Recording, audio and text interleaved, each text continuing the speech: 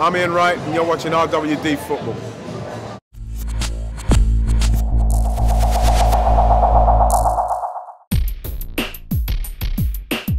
You know, while you're playing and you're trying to forge something, any kind of like, I don't know, trail, if it's trailblazing for want of a better word, you know what I mean? I'm just doing it, man, just to make people see that, you know what I mean? I'm exactly how I am now at 50, but when I got to Palace at 22, and you don't have to change who you are, what you are to get on.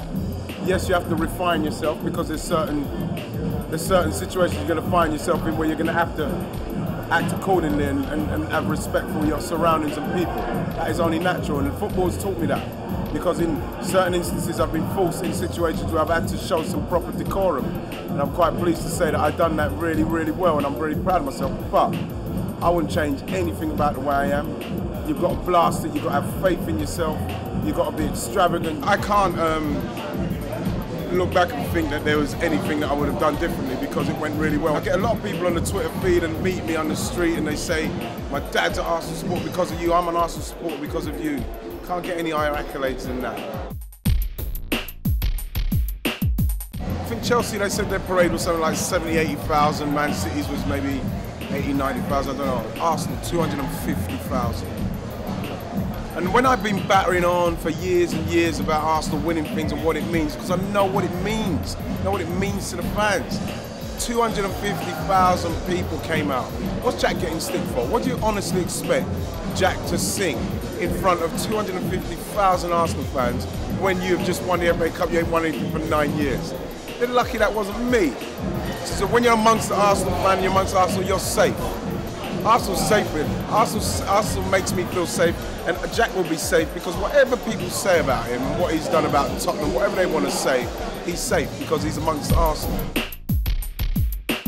You know something? There's no way you can turn your back on Cesc Fabregas coming back to Arsenal. We know what Arsenal means to him, and we knew what Barcelona meant to him. But you know something? I'd love to see Cesc come back, but to the detriment of who? Who comes out? Aaron Ramsey's now ready to go. When Cesc was there, Aaron Ramsey was almost like an understudy to Cesc. Aaron Ramsey is now, for me, proving that he is going to be a world-class talent if he can replicate last season. Now, like I said, I'd love to see Cesc come back, but do we need a striker more? Could we use £35 million of that and maybe put another 15 million, 20 million on it and then get what's really needed? Because as much as I'd love to see Cesc come back, I'd love to see us sign a striker that can help Ozil. Because Ozil will be, like Arsene Wenger say, he'll end up being, like Dennis, with the Player of the Season and Player of the Year, PFA. He needs somebody to hit. I would spend 60 million and 35 of that. We've got, you know what I mean, I love you, Cesc, but 35 million of that to go on a strike because we've got the midfield players that we need now. You know something, if we're going to talk about Cesc coming back for sentimental reasons, sign him for 50, sign him for 80, sign him for 100 million. But if we're talking about Cesc coming or a striker of real world-class repute coming, then you know what, I'm going to have to upset the Arsenal fans again and say I'd rather get that striker to help Giroud. Giroud does fantastically for us. He's got to get more credit for what he does, for the kind of player that he is. We need someone in the Suarez mould. That's why the 40 million and a pound was the derisory offer when we needed that. And if we get that, we're going to cause problems. Well, I feel that Thierry missed out there only because he was away from home. I'd like to think that Thierry, as a showman, is himself. I'm sure he would have had something planned, but you know something, for me, you know, to be eclipsed by that kind of ability and that kind of man as well, somebody who I deeply love. I've got such a deep love and respect for the man.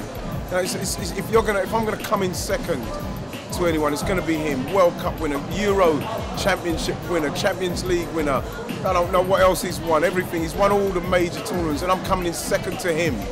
You know what I mean? It's like it's an honour in itself.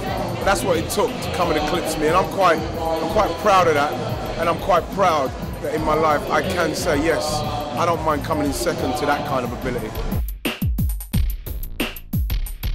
Those young guys, and those are the guys who are going to now make the Italy's, the Uruguay, Costa Rica, and beyond that, fingers crossed, take notice, like when Gaza and Platty went there.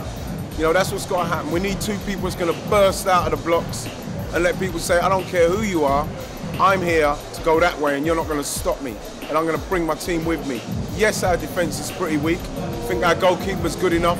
I think that Leighton Baines is good enough. I think that what Steven Gerrard and Henderson, if that's who it's going to be, Lallana won't embarrass himself. Wilshere, Barkley, Sturridge, you know what I mean, Oxlade. So we've got a lot to be excited about. And if they go, and the Blue Touch Parade gets ignited, we're flying. I'm not saying we're going to win it, but we will fly, and people will be ignited by this team. And there's an effervescence with them, and people are not putting the squad under as much pressure. They don't seem to me to be under as much immense pressure as other teams, the so-called golden generation. So we're talking about some players who literally blasted this season, so it's new to them. So it's just the exuberance of their youth is what's going to hopefully carry them and us through it. But it's all about how they start and how they deal with Italy. As a person, I am very competitive, even outside of football. It doesn't matter what we're playing, if it's PlayStation or tennis, badminton, table tennis. Like, I want to win, and if I don't, I'm not happy. We want to push ourselves to try and get into Europe. That's our next step. And under some good management and just having good players that want to improve as well.